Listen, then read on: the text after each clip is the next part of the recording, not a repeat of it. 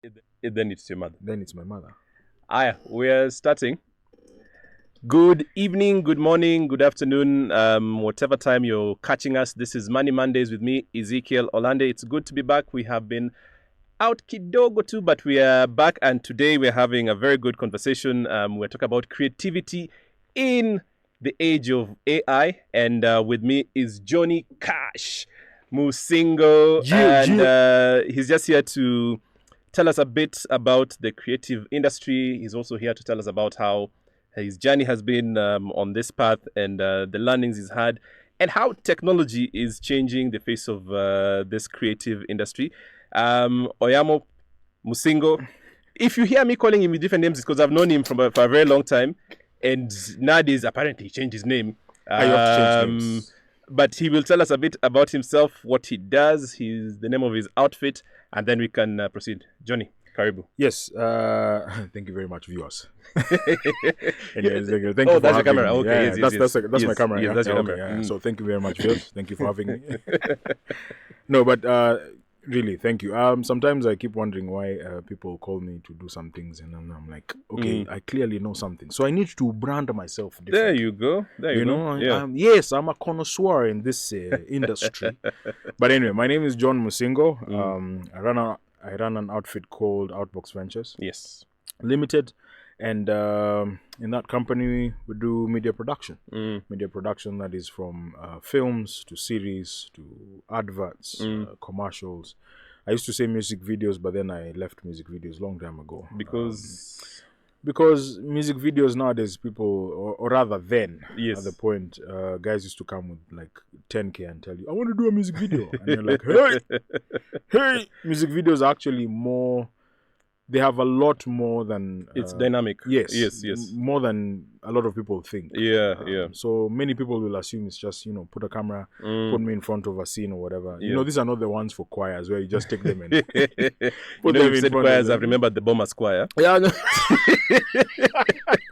You see, you just don't want to put people in front of a camera and start singing. And let to Kuimba when chaos is going on down the street. So yeah, I left music videos alone. Okay. Did my gigs then, and then stopped. Okay. But yeah, so in a nutshell, that's what I do. So I'm a creative director, but I also dabble in editing. Yeah. And also doing a little bit of, not a little bit, a lot of cinematography. Yeah. Yeah, so bundled up, that's what Outbox Ventures is. Okay. Yeah. And for how long have you been running this outfit called Outbox KE? It's Outbox KE, right? Outbox KE is on Instagram. Okay. Outbox Ventures is a brand. It's the legal one. Okay. So yeah, it's been 17 years. Wow. Yeah. Got out immediately from high school, got into learning about video production. But at first it was animation. Yeah. And then at some point I was like, I don't know where animation is going in this country. But that's the one regret I always have. Not doing animation. Not following through. Because my mom used to be like, you can do animation. Because I love animation. Okay. So she saw that from a long time ago. But because we were young and we were like, you don't know what you're saying. Yeah. I know. What are you saying? Yeah, what are you saying? You know. What is he saying, Buana? So she told me many times, just apply. Yeah. Try and get like a space where you can do animation. Right. But I was like, no, film is the place to be. Yeah. So I did film. Yes, it has been good. But the one thing I keep telling myself, I should have done animation. Yeah. I mean, I still can now with the opportunities for, with emerging tech and stuff like that. Emerging tech and stuff, yeah. It still has potential, especially in Kenya. And it's possible to actually do it. Maybe I should just sit down and plan on how to make it work. But yeah, so did film, and then just got into starting business. Yeah. Worked for a bit with a company back then from 2007. Okay. But I've been in the industry for 17 years. As an entrepreneur now. Yes. Fully. Good stuff. Like we said, today we are with John Musingo. Let me use his government ID names, not Johnny Cash, not Johnny Oyams, not all these other names. And we're talking about creativity in the age of AI, storytelling, tech, and the future of Kenyan creative economy. And tutaingia kwa hizo nini, but just going back to your journey into storytelling. Yeah. Because you talk about going, but curiosity from way back when, waiting for cartoons to appear on the CRT. First of all, you'll tell the listeners, because what are you CRT nini? Flat screens and 4K and whatever else has come after that. Guys, like even before we got to LCD, LCD. And then go to LED to 4K tulitoka mbali. But OLED. What pulled you into film, and how did you know this was your path? So when I was young, I think I was in was before class 3. I remember I used to love this cartoon called Darkwing Duck. I don't know if you remember it. Of course I do. Let's get dangerous. I loved that cartoon. And Transformers. So of course, yes. So those, remember Saturday mornings they used to be very Transformers. Exactly. More than meets the eye. Hey, now you can see people's ages. Yes. And Saber Riders. Hey, my friend. Saber Riders. And Star Sheriffs in the sky. So I used to ask myself, how do these things get on TV? Yes. And we used to have a Sanyo, black and white TV. So we had not even seen color yet. But this animation was so good. Yeah, it was good back in the day. Yeah. You had said, I tell people CRT. CRT is cathode ray tube. That was a TV that used to have that kisogo on the back. At the back, and used to get hot. The public opinion, ukumbele. Yes, and it used to get hot. That's the only way our parents knew we were watching TV. Yeah, I have a story for that, but for another day. We would fund that thing before my dad came home. But still, when the cathode ray tube is scanning over there, it scans with some heat. You cannot fan it away. Yeah. So I one day asked my dad, so how do these things get to... Yes. Like, how do we get to watch them every day? You didn't attempt to open the... No, not yet. Okay. We are getting there. Okay. So he was like, they get in at night. When you're asleep, they get in at night, then in the morning. So, fathers with those quick answers that you stop disturbing them. So at the back, the way our TV was, it used to have those slits for breathing. Yes, the vents, right? Yeah, the vents. So... for me, when he said they get in at night, that was my assumption. That is how they are getting in. That's how they get in. Yes. Which made a lot of sense. Yes. Because the screen is here. Yeah, and there's no door or any entry. That's the only entry that was there. And, I was like, yo, fam, that is brilliant. So here in my stupidity at the time, I was like, let me wait until Ukoma 1 a.m. Yes, to see when they're coming. Yeah, because 12 a.m. is morning. Yes. Right? So anything before 12 a.m. means that they have to enter so that they panga themselves so that, if your Jamakamani starts, then the cartoons come next. Anyway, so I'm there waiting, but I blacked out because Bold and Beautiful used to come. Oh, my goodness. And then National Anthem, then Calabash. Yes. So I used to chill, then I black out. You try and wake up, your dad is waking you up to go and sleep, and you're like, Zimesha ingia. Oh. Drat. I'll try again tomorrow. Yes. So now the problem was, tomorrow, I wanted to see in the morning. Yes. So where our TV was set, it was set in a corner. Yeah. On a sliding table.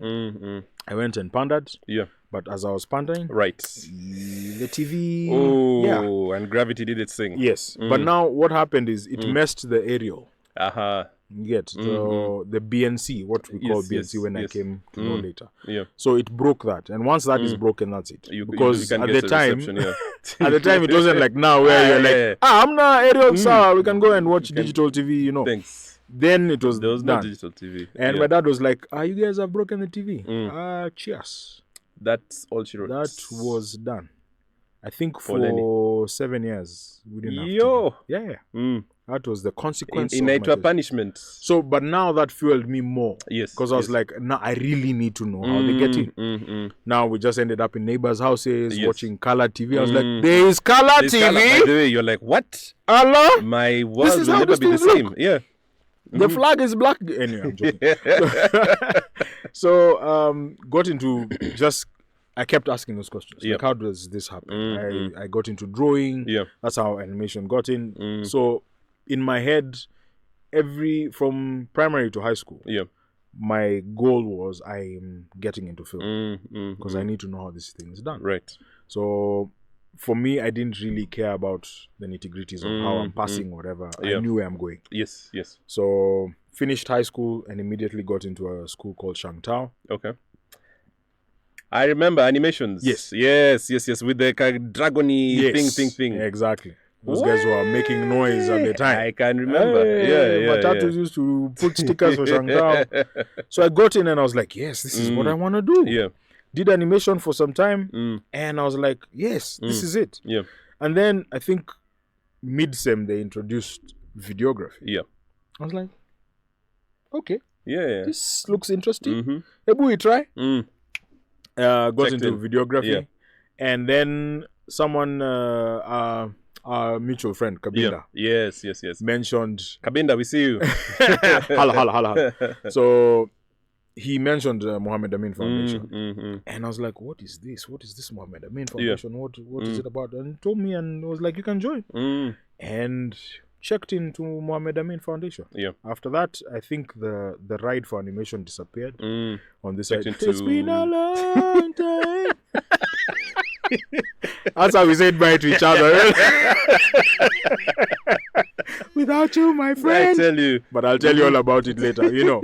So got into Mohammed Amin, and after that, I think doors just started opening. Because after that, I went to London, did a gig with Bloomberg. Okay. And that opened my eyes into TV as well. And I was just like, okay, this is the path that I want to grow in. Right. Came back from London and then just joined a company that we started doing different TV shows.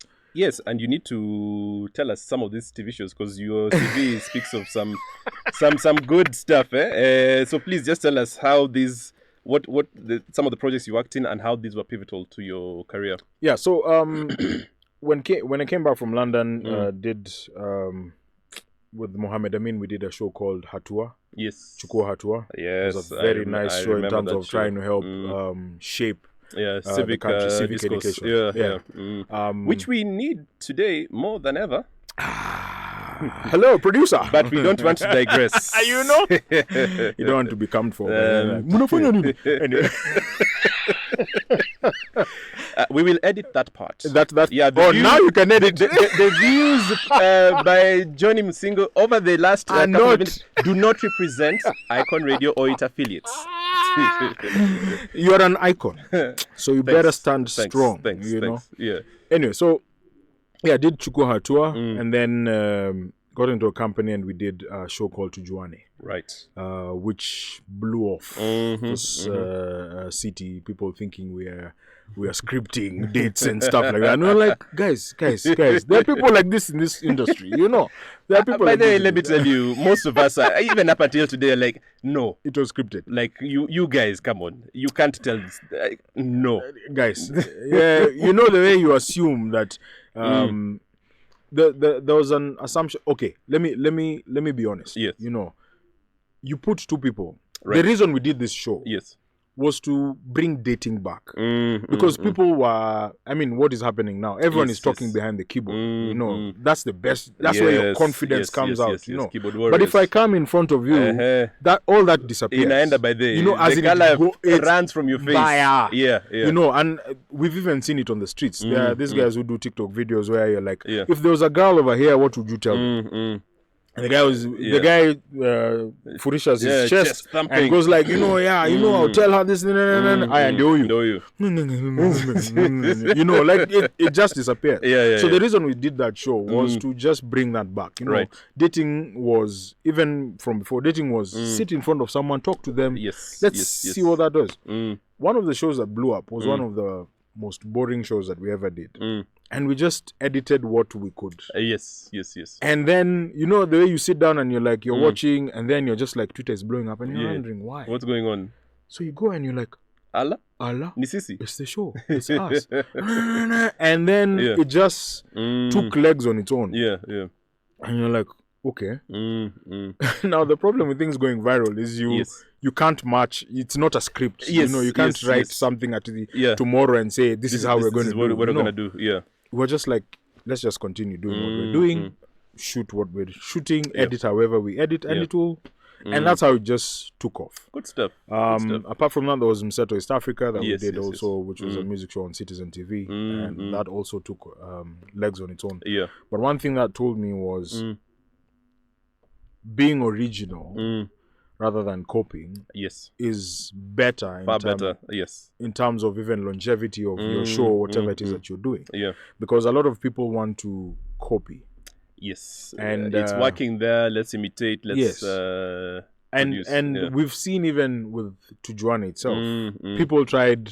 Yeah, because there's been other subsequent shows that now that I think about it, that have come. They're like the shows that came out, yes, they wanted that virality, but it didn't work. Exactly. Some did get the virality because of how vulgar guys were and stuff like that. But the honest truth is, we were doing it from a perspective of we are enjoying what we're doing, and we just want to have fun while we're doing it. And whatever happens next happens next. If it goes viral, it goes viral. If it doesn't, it doesn't. But for me, originality has always been key, especially in storytelling, whatever I'm doing. You can copy in terms of how it was shot, how it was done, but let your story be original. The story be authentic. Yeah. And you see, I know I'm jumping ahead here, but with TikTok and all these social media, challenges and whatnot, then how do content creators then do become or stay authentic? Because there's a challenge. Let's all do it. Remember Jerusalem? Yes. Everyone did it. And then everyone was sued. Everyone was sued because they did not bother to check copyrights. You're just putting, and I remember big companies, did those things. Yeah. So how do you then maintain that authenticity in this age where everyone wants to imitate or build on what someone else has done? Be the one people copy. So be the innovator. The innovator. Good stuff. It's hard to do that. But you see, again, doing something viral is not easy. Yeah. The challenge we have now is the quail business. You're not the first guest to talk about quails here, someone will ask me, when you kuna shida gani na quail? No, I'm just like, guys were running for that business, and then all of a sudden you have 60 trays and there's no it's going. Yeah. I think that's where the problem is. Yes. Originality, okay, fine. If I'm taking quail eggs, what am I adding on top of the what quail value eggs? are you adding? Those precisely. Yeah. Those value adds is what now changes the perspective for you. It's the same way, and we talked about this with one of my other guests. Nimefungua duka ya M-Pesa today. Tomorrow, 15 of us have opened M-Pesa shops or have opened a stall selling. Or you park your car in the streets to sell whatever. Yeah. Everyone comes. There's no differentiation, nothing. Guys, you can sell the same thing. Either you add value to the product or the service that you're doing, or bring some differentiation, because what is setting you apart, and that I believe is what John is saying here. Anyway, continue. So challenges are good. Yeah. For me, the problem is you're keeping up. You're not setting the trend. You're not the one who's setting the trends. We're keeping up with them. Whoever those people are. Joneses. Yes, let's use that one before you. You're not sued for saying that. I tell you. That's where the challenge is. We're keeping up rather than setting the trend. The trend for ourselves. Yes, you will be watched because the algorithm now is speaking. Exactly. Then guys will be like, but the question then now comes next is, after making it viral, or after doing a challenge, how are you keeping people on that platform? Precisely. Or your page, for example. Yes, you did a challenge, but someone scrolls down and they're like, that's all they do. Yeah, that's that's all she wrote. They just do challenges and then so what's next? What am I benefiting by being here? But maybe entertainment. If that is your goal, then I guess maybe that's it. Which then again, if you look back at what used to happen, we used to wait for 24 or the shows to every week, because we're like, there's a lineup that's been put together. Right. But now we have so much to watch. That if you're just entertainment, that's not my cup of tea. Like there's so many people who are entertaining. So that means that if you're going to copy, you better do it damn good. You like yours even has to be better than the person who started, right? Yes. So for me, where I still say originality and is, and unfortunately, the problem that we are having right now is original is now becoming less. Yes. Because everyone is copying, and that's the trend. We want to imitate, and that is what everyone is doing. And you're like, but original is good because that's a story from a different perspective. Precisely. That's a car from a different perspective. Yeah. will.i.am is someone who people have not really made a keen eye on. Yes. But that guy is a genius par excellence. Absolutely. What he's done is, I mean, with the cars that he's created, it was that question for why are we using this? We can make ours. We can make our own, and that's what he's done. And I'm just trying to think about how he didn't sit down and was like, let's make another Bentley, or let's make another Mercedes. Like, let's make ours. It's more efficient or whatever. Precisely.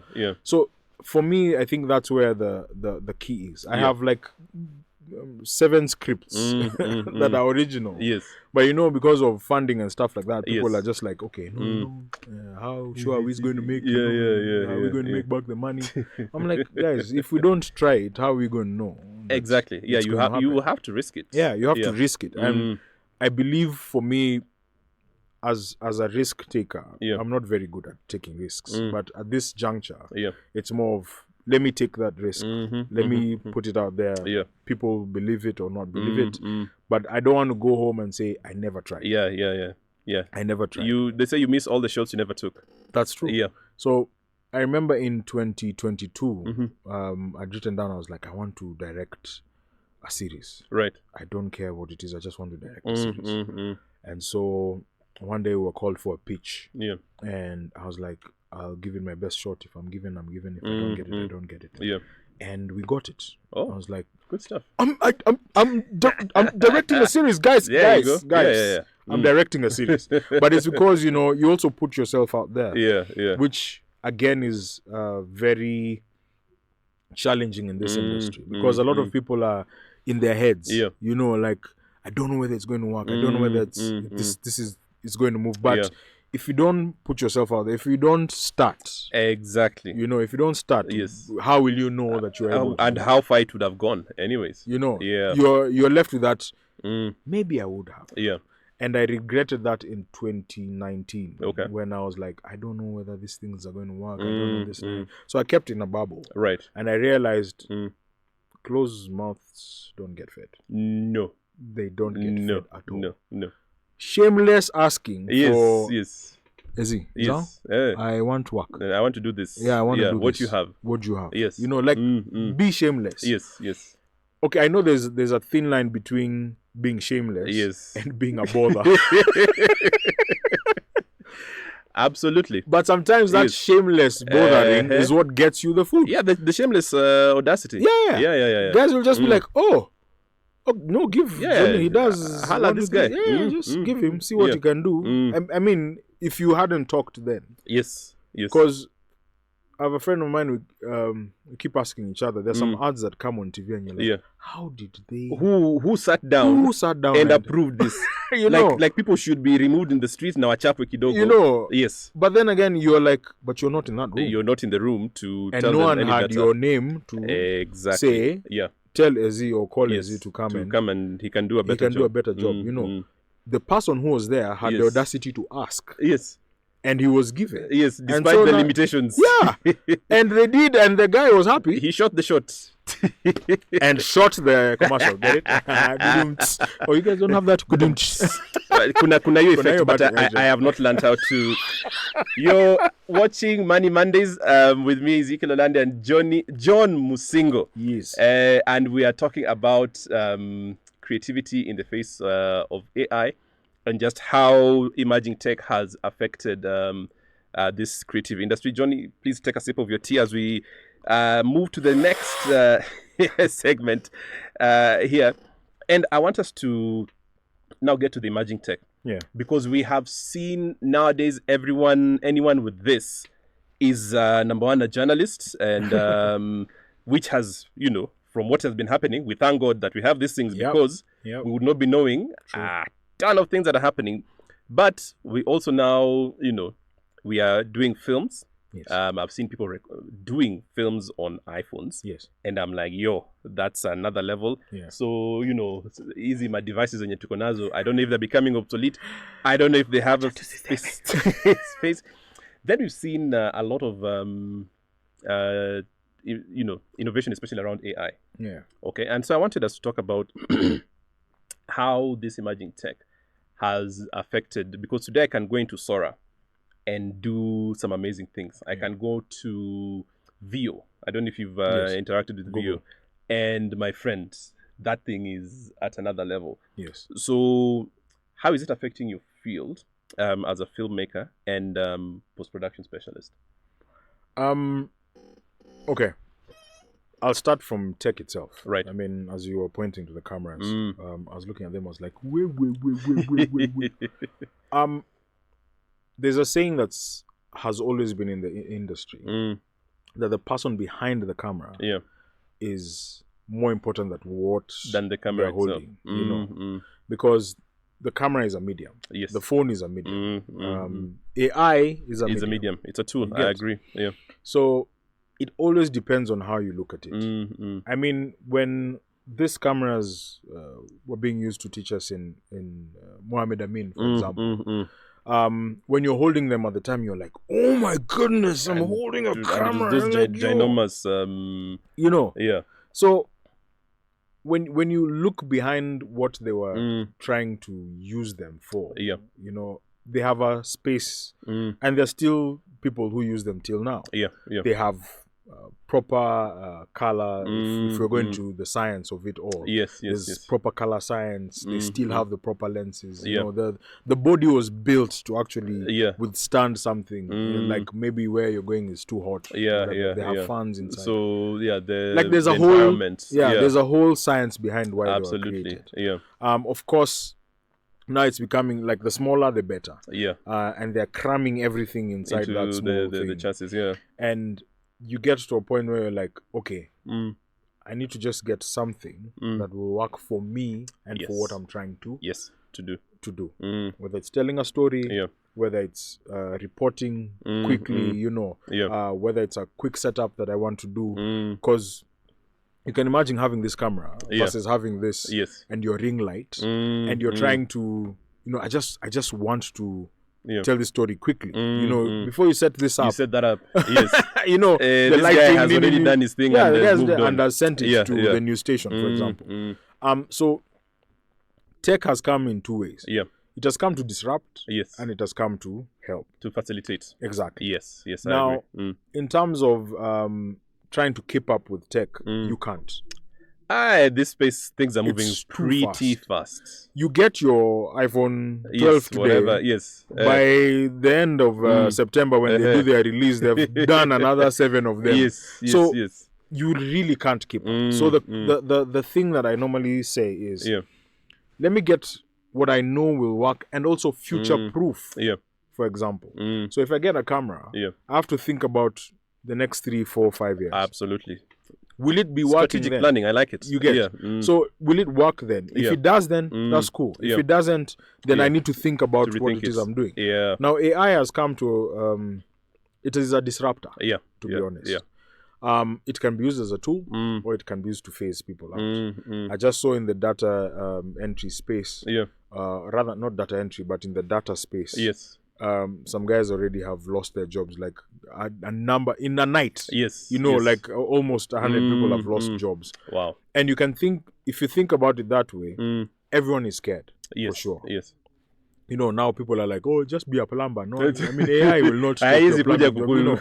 But now, how many plumbers will you have? You know, in a country to say, okay, Mama Johnny's, whatever is not working, how many people are going to go there? So, I think the question with AI is, especially in the media industry, is how do we use it to help?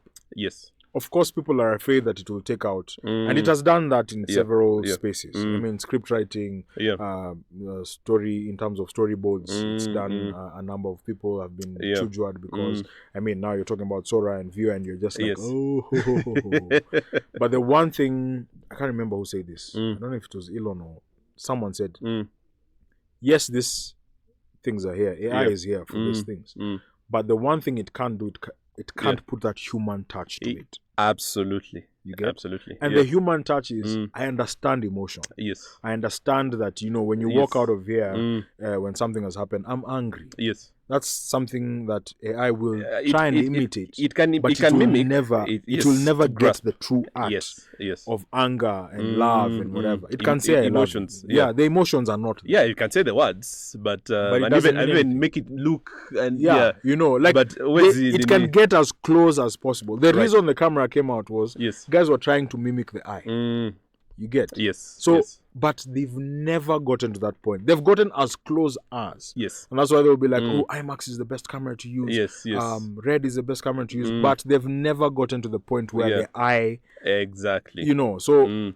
Same thing with AI. True. I feel. Because people can come bashing you. Oh, this is crazy. But for me, AI is the same. Yes.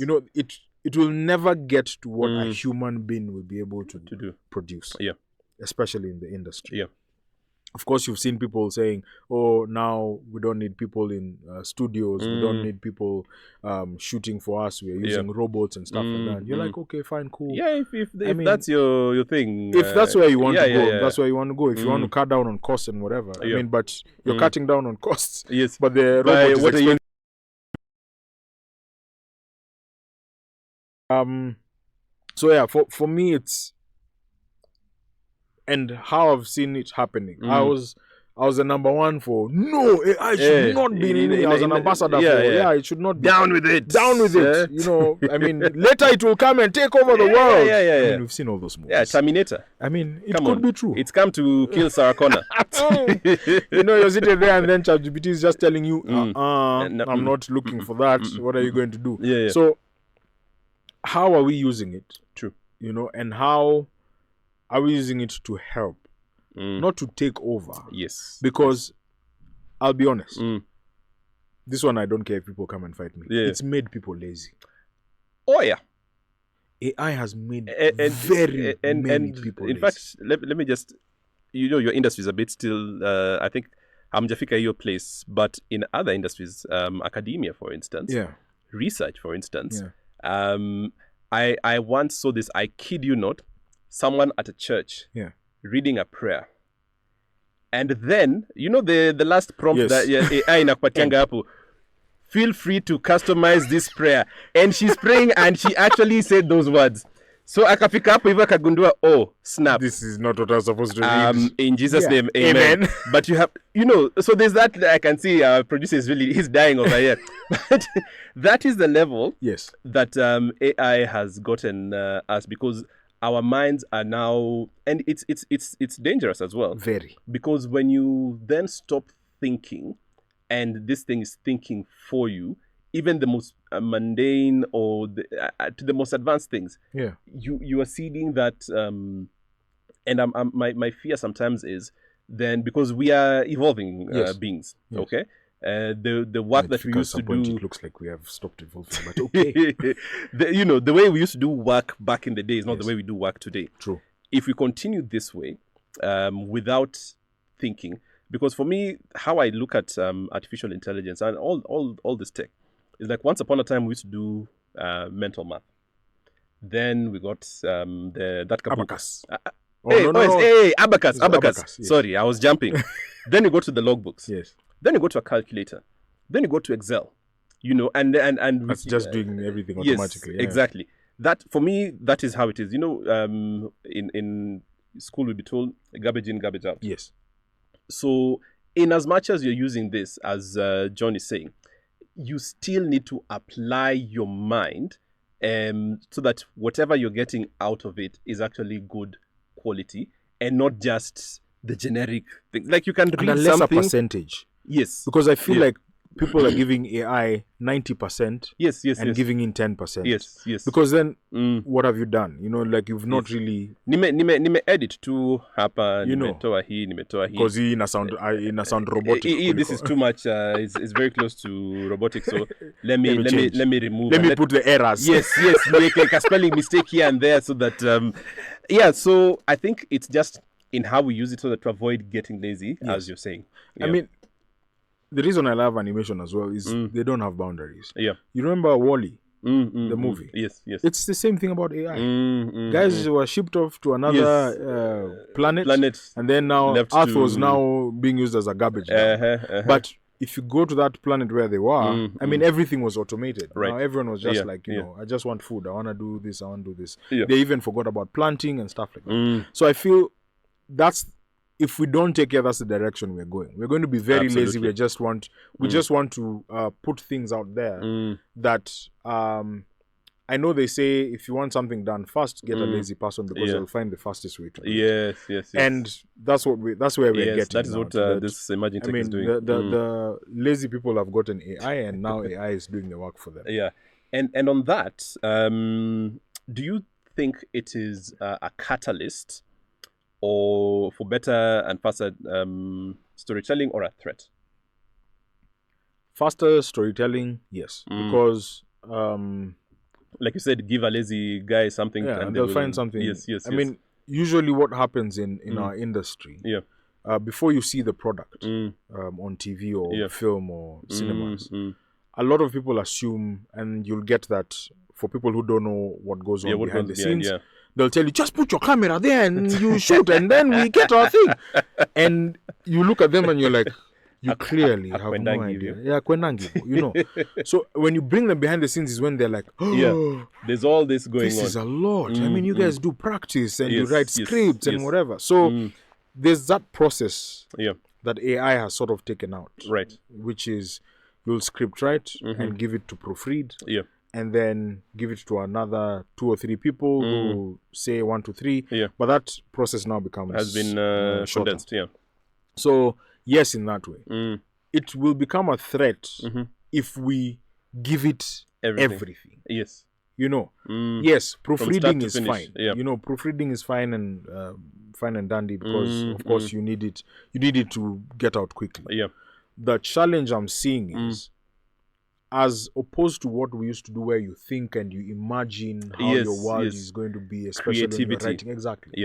It disappears. Because when you write and you want it to refine, it's using what it knows from what around it has the learned. world. Exactly. Yes. So it stops being your original thought, exactly, or idea. And it becomes the idea it's fed you. Something generic.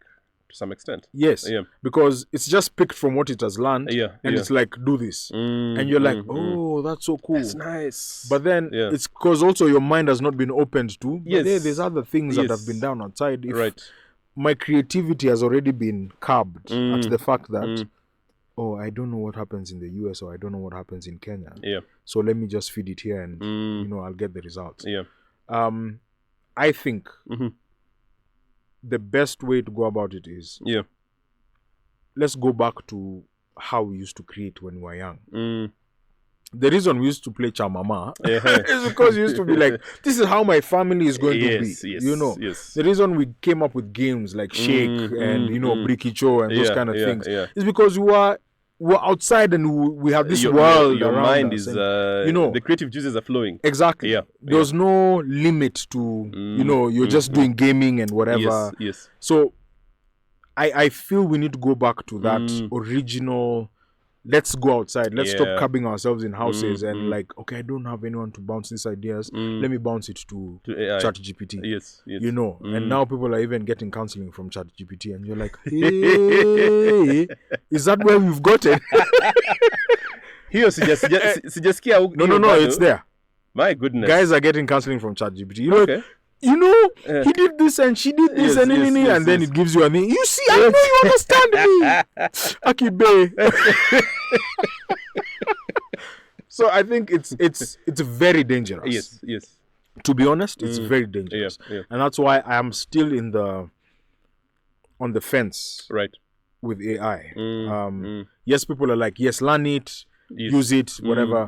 But the more I see people learning, the more lazy they are getting. Our minds are just we're now becoming mush. Yes, you know, because you're like, just throw it on ChatGPT. It will tell you what the hamster is becoming fat. And it cannot turn that thing. It's swinging over here. Just like, fam, you're doing too much. You're doing too much. You're doing too much. You know. So I don't know. I'm really on the fence with AI. Yes, it can help you do certain things faster. Yeah. For example, let me paint a picture of how a movie happens. Right. So you get your writers, they do the writing, the creative juices run, they open worlds that you can't imagine. Yeah. Then from there, once the script has been approved, you either have a budget sometimes or you don't have a budget. So you have to write the script according to the zeros. The zeros reach. Yeah. You know, so you write your story in that space, and then guys now come and are like, okay, fine, we need a storyboard, and a storyboard now tells you how it's the picture is going to look. Exactly. So then from there, then now you get your team and crew, and you shoot whatever needs to be shot, right, and then send it to the film. Yeah, I've really cut things. It's a long process. It's all right. It's all right. But I think I wanted to focus on this beginning part. Yeah. So the scripting is now being given to AI to do. And then the storyboards are also being given to AI to do. Okay. You can feed it and tell it, this is what I want it to look. Of course, in terms of refinement and whatever. Yeah. But that now has cut out some people's jobs. Right. You know, scriptwriters have been chujwad. There are some who are still being used. Storyboards have been chujwad. Yeah. It's a tiresome whatever, and it's a lot of money when you're doing storyboarding. So you can... people can say, yeah, we've saved money, you know, in terms of time. And time. So this has been done within an hour. You would have taken 3 days and charged us 80K per page. Yeah. So, and eating our food. You know, so that one has been removed. Yeah. The only challenge I start seeing is, as much as you've saved 80K per page, let's say you had 3 pages, so 240K has been saved. But where is it going? Yes. You get an actor is still going to make noise because they're like, you're not paying me what I'm worth. What I'm worth, yes. The crew is like, okay, fine, you saved to 40K, but it doesn't translate to screen. Yeah. Like, where is that money going? It's going to someone's pocket. Exactly. Yeah. So a lot of people are using AI to cut corners rather than to build what they're supposed to. Right. So it's becoming I was about to mess. It's okay. We will not edit. It's becoming it's kasongoing the situation. You know, so it's making people lazy, liars, and swindling others from their right. Yes. You know, this guy went to school to learn this. Exactly. Yes, we are saving. Yes, we're using tech that's emerging. Yeah. But come on, man. Yeah.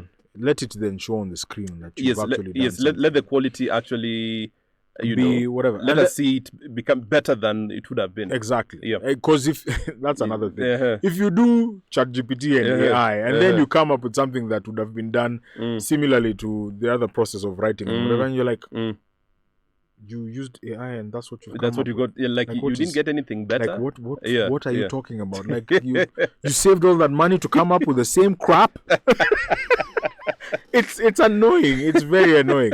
But I mean, let's just get back to creating originally. I mean, I don't know if you've heard of the news of how US is suffering because of AI, suffering because of even content creation itself. Yeah. In terms of what we were talking about earlier. I mean, content creation has now just shifted. The goal has now shifted completely in terms of how content creation is being made.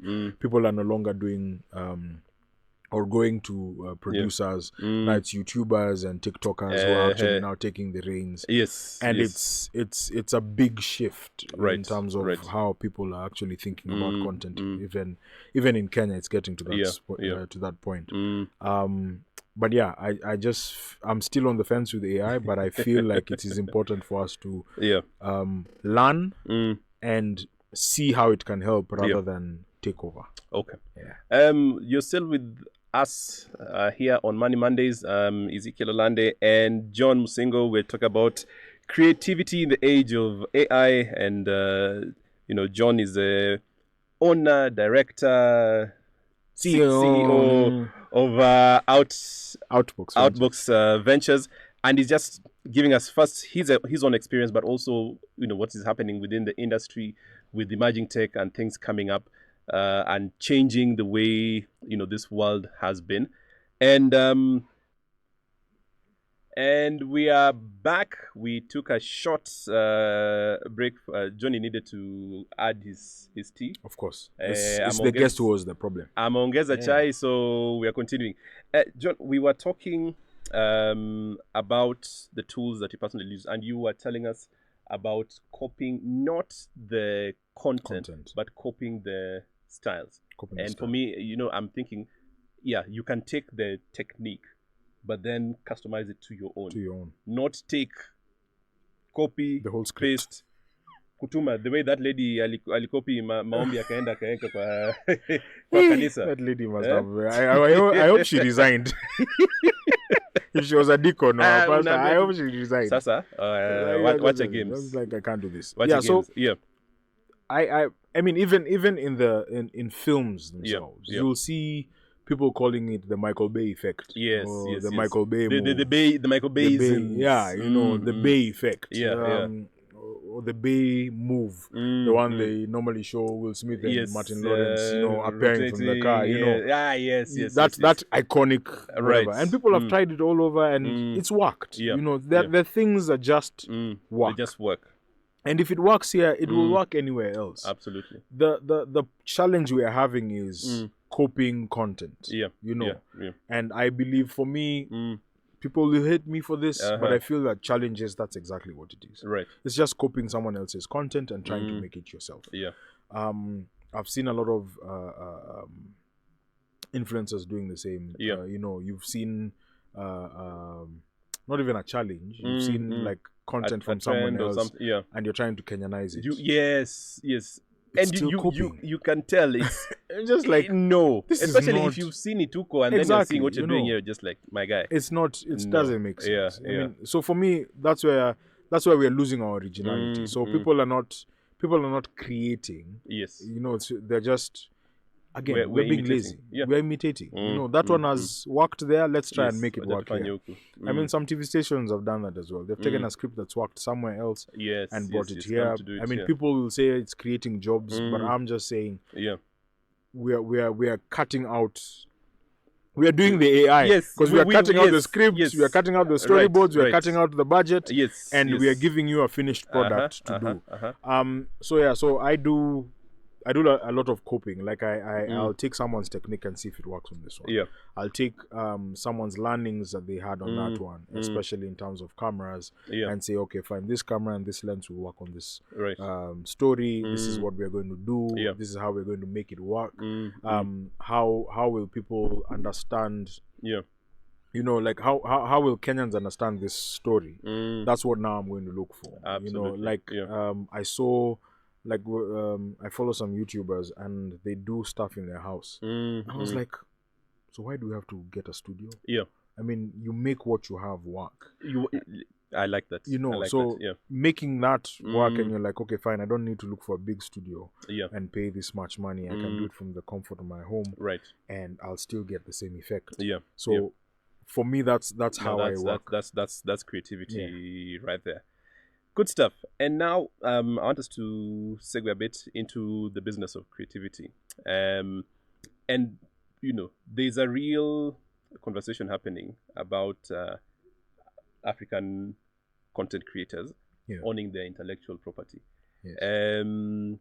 How are you approaching this as a filmmaker or a director? IP has been a very big battle in the industry. And... I'm going to fault us as well. Because by us, unamaanisha nani? By us creatives. Okay. And the reason is, it's like we don't like learning about things that are outside of our sphere.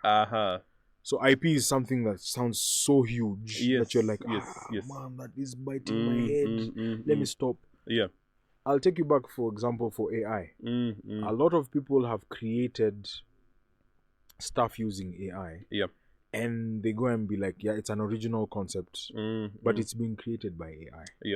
The one thing a lot of people have not read through, you know the problem with terms and conditions where you just click, accept. Let's move on. When AI creates something, that belongs to AI. It belongs to, example. Even I didn't know that, and I use AI. It belongs to Google. Yes. It belongs to Sora or whatever. Yes. So people, whoever's whatever. The day they'll come and collect. Just the way Jerusalem came to collect. My friend, guys are going to cry if you've not protected yourself. IP is serious. So you need to register your even if it's AI generated, you the challenge there's a very gray area there because I mean, yes, you're creating, but what are you creating using? Yes. Right, because then they can say because you used our platform, then the content or whatever the product is near to. It's happened with there's Adobe Suite. I'm sure you've heard of it. Yes. There's a clause they put inside that now because you're using their platform or using their software, whatever you create is now theirs. Oh yeah. It brought a big battle because I'm like, I'm just using, it's easy for them to control what so you're it's just like, but I'm creating my stuff. I'm just using your software to edit whatever I have created. You get. So there's IPs are very huge, and a lot of creatives don't like getting into that mushy whatever. Right. I mean, there are lawyers here and there who will come and do. But then again, also the jargon that lawyers use, you're just like, hey, this is too much. Just break it down. Just break it, just break it down. But I have worked with lawyers who've made it simpler. Just protect yourself. Yes. It's very simple to protect yourself. There was a case some time back that dealt with IP, and guys were like, oh, it's mine. And one of the simplest things, I'm going to give this to people, I don't know if they've heard, but one of the simplest things you can ever do, if you create something and you believe this is original and it's from John, send yourself that concept via post. Right. Oh, okay. They'll stamp it because they always stamp the date and whatever that you're sending it. Yes. And by the time it's coming into your mailbox again, it will be stamped. Yes. Never open that. Yes. You have your papers on the side, but just keep it aside. If there was ever a dispute or whatever, just come. And it will be opened live in court. That here is my whatever. And of course, there's very many ways of the stamps. Guys can. There's a lot of those of us who did. I know some people don't even know what we're talking about. Like stamps are what is a stamp and Anyway, as long as it hasn't been caught by the ink. Yes. Yeah. You reuse it. Tumetoka mbali. That's a very useful tip for you kids taking notes at home. I like it. If there's nothing you've gotten from this, if you leave here without anything else, just take that. Yeah. But seriously though, because it is proof that I made this on such a date. And here's you could also email yourself. You could also email yourself, and someone you trust. Yes. Maybe the lawyer or something. And they can check the metadata. And they can check, metadata to say, yes, he sent this to himself before he sent it to anyone else and stuff like that. Yeah. So there are ways of mitigating if you really don't want to go into the legal route of whatever. But now the challenge is there. Yeah. I mean, lawyers are also becoming creative. If I meet with the person who's stolen my idea, I mean, we've signed NDAs and ideas have still been stolen. Absolutely. I've seen someone stealing our ideas live, and you're just like, then you're just going to say that's your idea. Yeah. You're just going to say that's your idea. Okay, ni sawa tu. Live. Mambo ni live. But because you just didn't protect yourself. Right. IP is very important because it's very good leverage, especially when you're trying to sell or trying to get acknowledgement or trying to buy or whatever. Yeah. It's as big as collateral that you can send to a bank and tell them, Angalia, nipatie pesa. Once I make this movie, once I make this movie, 10 mic straight, So it's important for us as creatives to get into that space where you learn. Before we started, I was telling you, in Mohammed Amin, they taught us how to do everything in a set. Sound, camera, directing, and the reason they learning did that, the entire ecosystem. The reason they did that was so that when you get into a set, you don't start asking people, what do you do? What are you doing? Or you're making noise, not even understanding the reason, what's going on. It's the same thing even out here. Yeah. IP is something that is we need to learn. We need to learn. And the reason we need to learn it is for ourselves, not even anyone else. Exactly, yes. For ourselves. Yeah. What is copyright? What is trademarking? What is, all those things. Yeah. And once you do that, a lot of disputes are going to end. You know, I mean, there's been cases where producers are fighting with artists because of that grey line of whose music is this. There's something I learned called split sheets. You know, if you don't do that at the beginning, you utanyolewa, and you don't have a right again to come and make noise. I mean, unless you have good lawyers who you're going to pay properly, and already that is money coming out of your pocket, which you don't have in the first place. So IP is, I don't know how I can stress this. It is important for us to just, by the way, I don't think lawyers are very stringent. They'll come and tell you what is it that you want. I want to protect myself from this. I mean, a lawyer is not that bad in terms of saying, no, but I only have 2 Gs. You know, okay, I'm not saying go tell them you have 2 Gs, but I only have this much. Please just make for me something that can protect me. When I get money, I'll come back and we do like a bigger thing. At least you've started that process for protecting yourself, and you get it. And you get it done.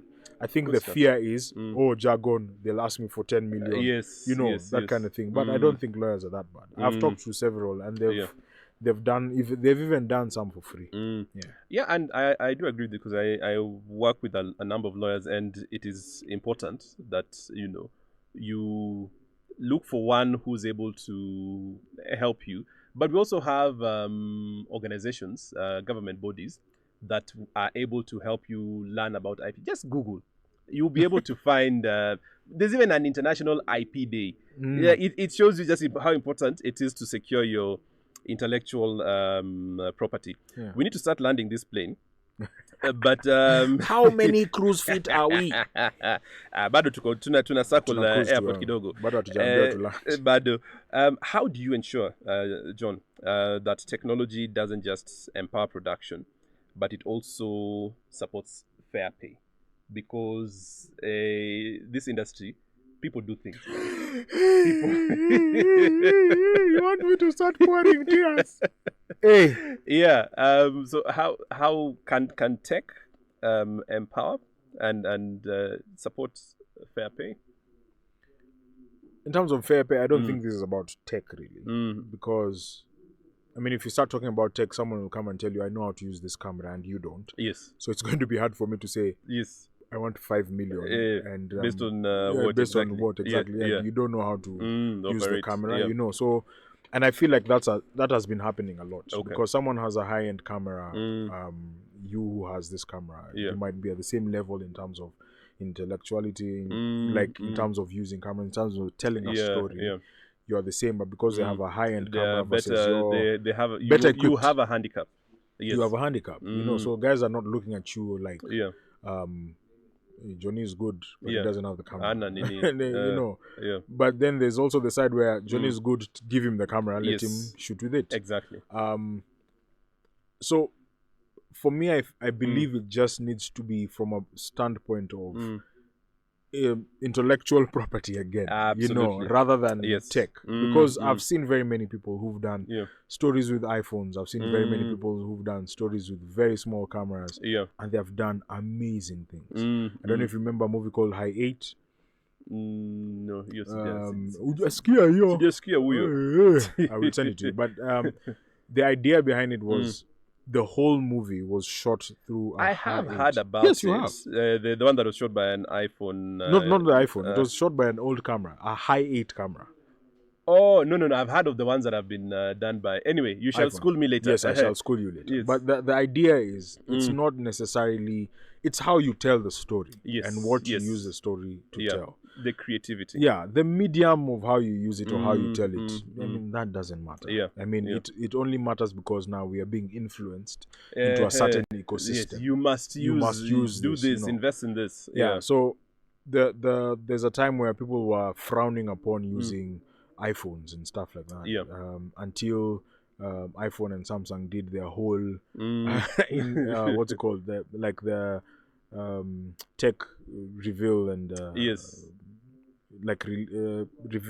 releasing the iPhone. Sorry, and they did it all on iPhones and Samsung, and now guys are now open to you can use phones and like, but we're trying to tell you this is what we've been telling you all this time. This whole time.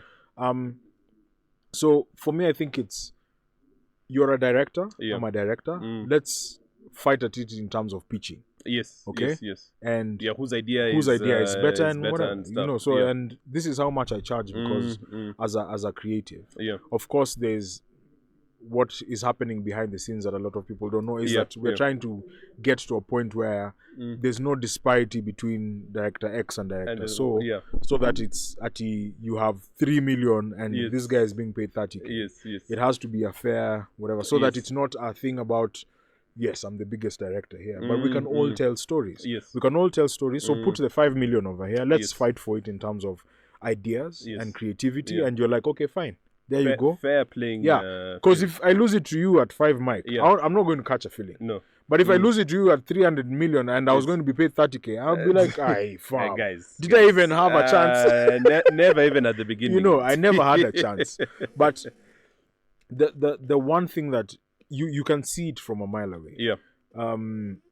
The West has influenced that, these are the kind of cameras we need to use. Yes. And this is what we need to get going in terms of making a good movie. Yeah. And that's why there's a list when Oscars come out that these are the cameras that were used. Yes. And people will be like, so these are the cameras we need. So if I want to get an Oscar, this is the movie. But really, again, like you said earlier on, is it really the medium or the creativity? It's just the creativity. Yes, the medium does help, but if between you and me, if I had the best cameras in the world, I know nothing about filmmaking, and you did the high 8 one, chances are that yangu hata YouTube sitapata 1 view.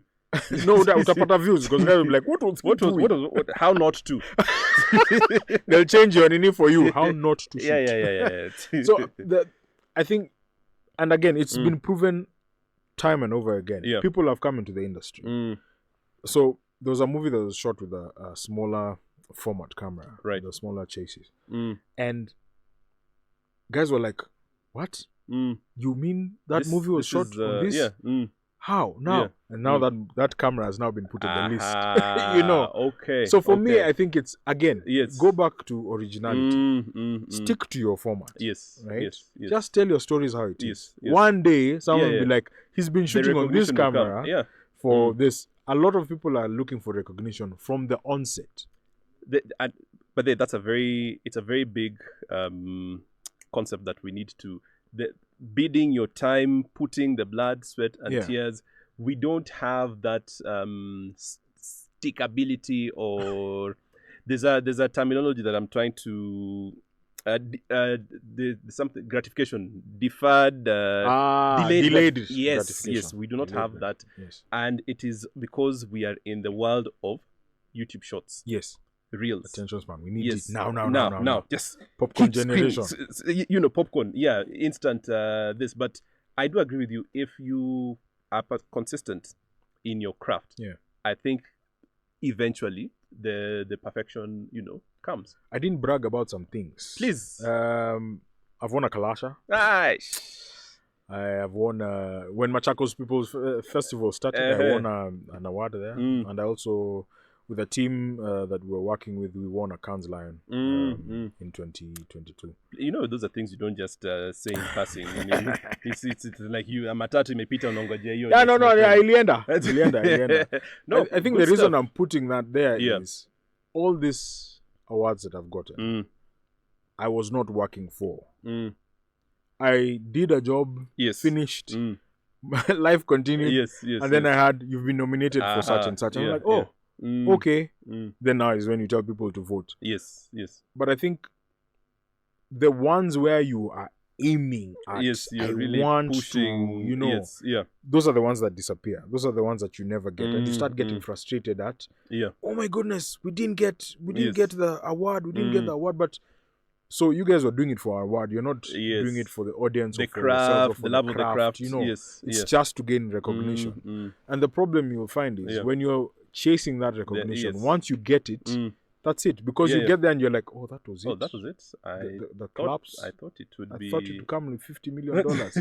That's the day budget was not there, and guys were given pens signed over there, like Carib good stuff. So we'll pay you with exposure. Let's not go there, please. But I think that's where the challenge is. Instead of fighting let's stop looking for that recognition Yeah. and find gratification in I've told my story. Yeah. Authentically. I've told my story the way I would have wanted to tell it. Envisioned it. And I feel like a lot of stories that come out like that, people enjoy. Oh yeah. People True. enjoy. True. Let's go to the West Kidogo, Marvel Studios and whatever. Yeah. They had a very nice run for 10 years. And guys were like, oh my God, these movies are so good. Yeah. Then immediately after those 10 years, it's like they just started copy-pasting things. You can see. just, yes. And guys are just like, it's not it's not, I have we have a mutual friend who's a serious Marvel, and she will not agree but I do agree. There are some of these movies you're like, hey, do I have to, like, how she's watched them sequentially. I want to do that as well. From the very, I can't even remember the original to where we are now. I don't know where we are, but anyway, back to you. Yeah, so originality, yes. Of course people will be like, oh, it was a what's it called? It was a comic book that was whatever. But they turned it into something that we relate to in the movies. And a lot of original stories that have come up, which have been researched properly, that have been thought through properly. And that's why people will always go back to Nairobi Half-Life. Because they're like, that was done well. There are movies that have come out now that I hope people watch Kenyan movies, by the way. Things like Mvera that have also been talking about certain things that have been happening in the country. and you're just like, it was done well. The point is, do the job or whatever it is that you're doing well. Absolutely. And I'm fortunate enough to be this far in the industry and getting that Johnny does a good job. Yes. Johnny, you have good work. Yes. That, for me, I think that is more important than anything. Because that way, at least when they say Johnny, it's not... I don't know. Maybe there are some people out there will be like, unataka kufanya kazi na Johnny. Achana na huyo. Huyo never again. I don't know. Having worked with him on a project, I can vouch. I can vouch. Send money. Send jobs. Sorry. Send jobs. Send jobs. We need to finish. Okay. And I think I want us to. I'll ask you one more question, and then your closing remarks. And this is it. In the next 3 to 5 years, what are the big shifts that you see coming in the Kenyan creative industry? Terrains. Do you have that track for Arnold Schwarzenegger? I'll be back. In a nini. It's loading. 3 to 5 years. Yeah. I think we're in a space where we've understood what we want. Yeah. And we are fighting for it as creatives. Yeah. The challenge has always been the surrounding. Right. The surrounding, I mean Gava. Yes. But tuko na ministry yenye is in charge of what? Creative economy. Do you want to sit down and we have that discussion again? Nitafute Deno. Akam. Itumbi, if you're watching, this guy is trying to anajaribu kunini hiyo kitu. Let me say, when you're on the grass and you're being stepped on. Anyway, you see, it's unfortunate when you as Ezekiel can buy a Volkswagen Touareg from showroom, and Johnny, maybe we're in the same industry, and I can't even afford a Vitz. Yeah. Okay. When you're trying to talk about how these jobs get to people at the bottom, or people far and wide, what has happened in the creative sector is people are like, okay, we can't wait. We have to move. Yeah. I have to shoot my film. I can't wait for Gava to give us grants. Yeah. I can't wait for, I can't be fighting for grants for over half a year. Yeah. I have to shoot something because as a creative, that's what moves you. True. A lot of the times we are trying to fight for grants and we're trying to get money from whoever is giving out money, or like it's been pegged to money in such a way that our creativity we can't go beyond. Right. here's what I hope in 3 to 5 years, that we will collaborate more without trying to dunga each other in the back. Outshine or stab each other. We have something that we can build together, and we can sit back and say, we did it. We did this. Yes. Yeah. We can look together for grants where we don't have to be like, we don't know when it's coming, or it's been promised, and we never hear about it, or it's been promised and it's been given to a certain elite of people who are not even doing films for Kenya. They're doing commercials that we'll never see. So that's what I'm hoping. And we will collaborate more. We will write more stories, original stories, and have them in cinemas. We will fill cinemas, which has started happening, which I love. Yes. The cinemas are now getting full because with Kenyan content also. Kenyan content, and they are getting full because people are actually doing good work. We can name all of them, but we don't have time for that. But kudos to people who are pushing the envelope in terms of we've done a movie, we're releasing it in this day and whatever. In 2024, in December, I don't know if you saw, there was like a flux of movies just, everyone, Baka was like, okay, we don't have enough money to go to all these movies. I'll choose the ones to go. Pace yourselves. Yeah, pace yourselves. So I hope that is going to be the case, that in every, every month, we'll have about 5 films, 5 Kenyan films. Well done, well curated, well produced, well thought through. Also not rushing the production process, the Marvel style.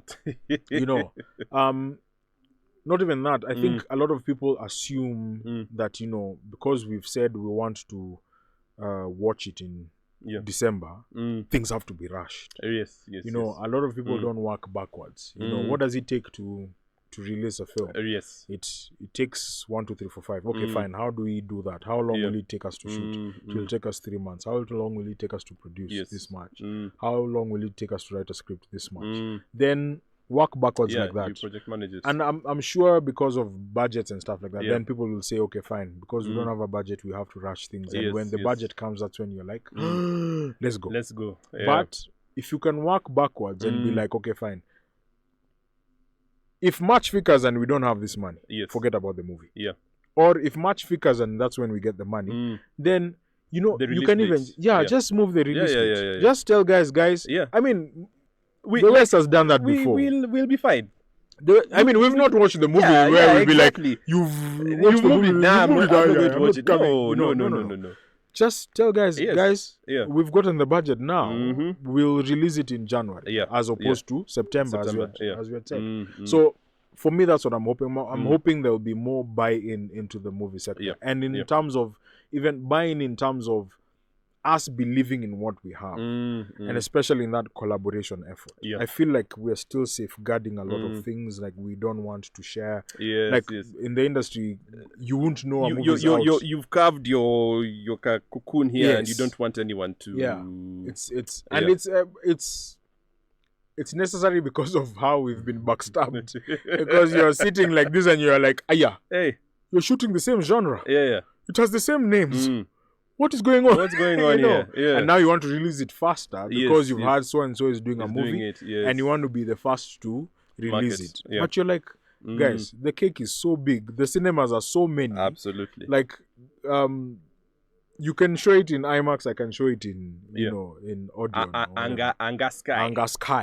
Like there's spaces where we can share this, even if it's cinema yamta. By the way, I mean, you can show it. The point is getting the film in front of people. True.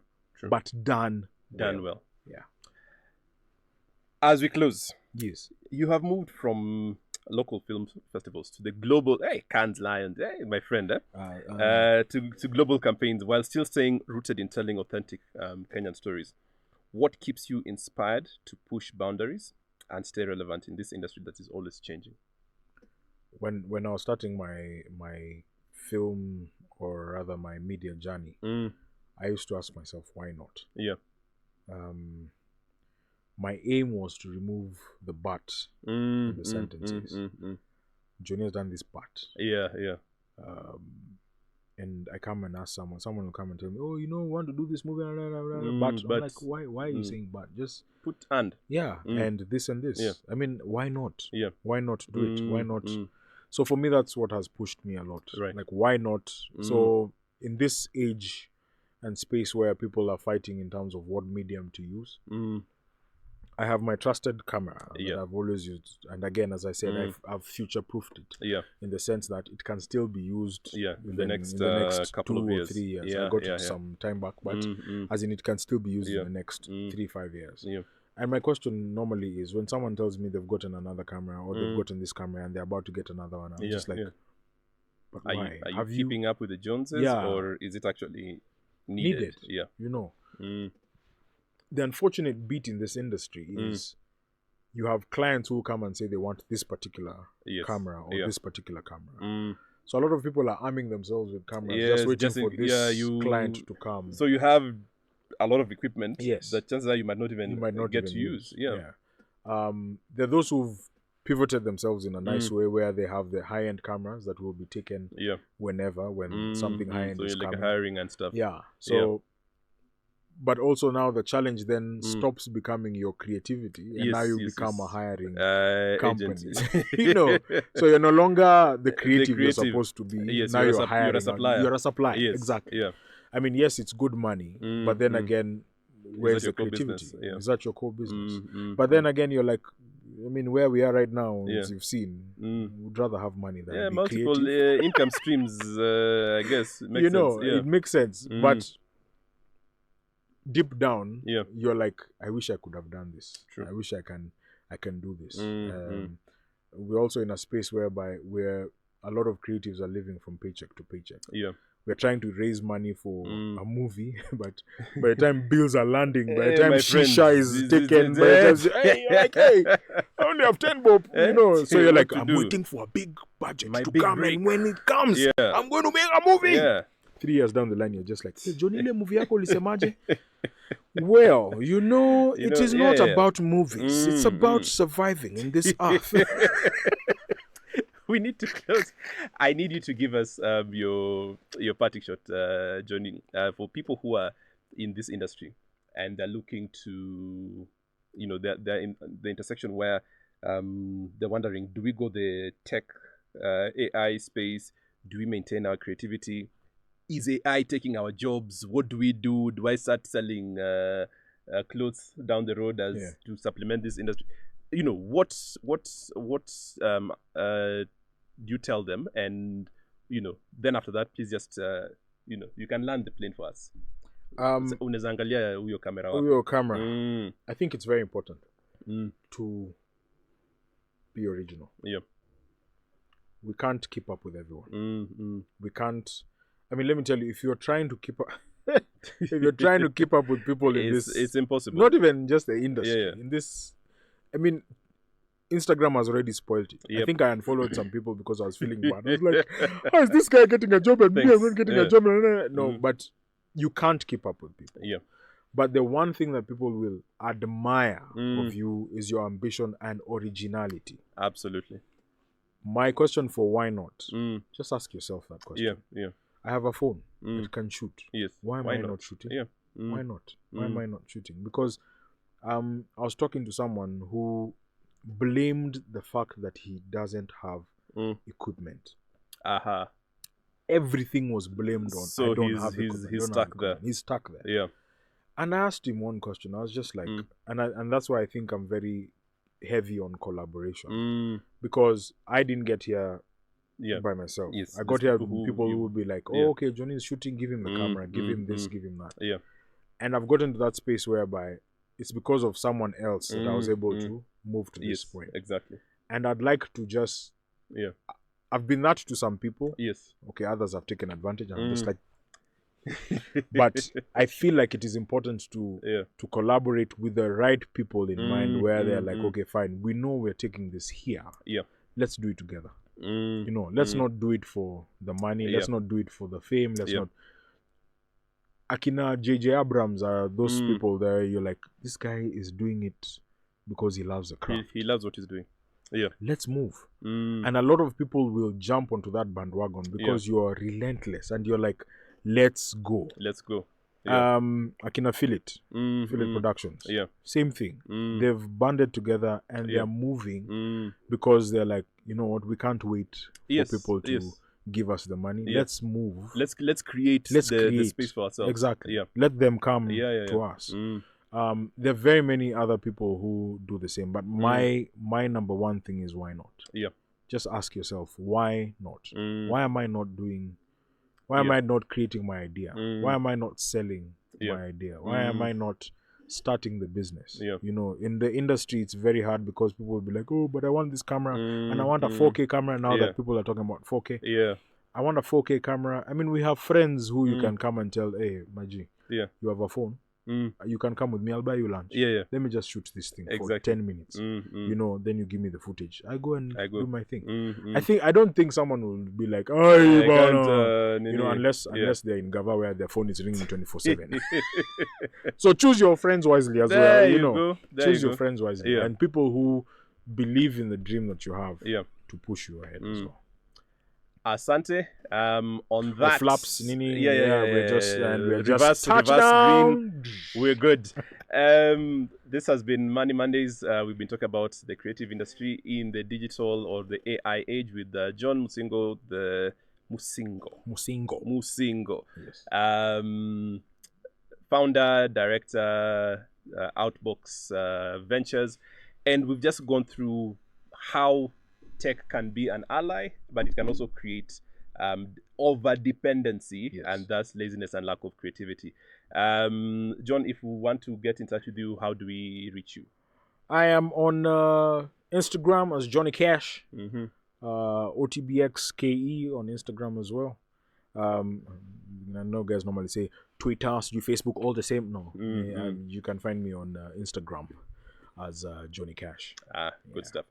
All right, that's it from us today. Asante sana for tuning in. If you have any questions, please feel free to holler at us. Quick shout out to Njagi, our producer. Thanks for making this happen. We'll do this again next week on Monday. Have a good night. Bye. Cheers.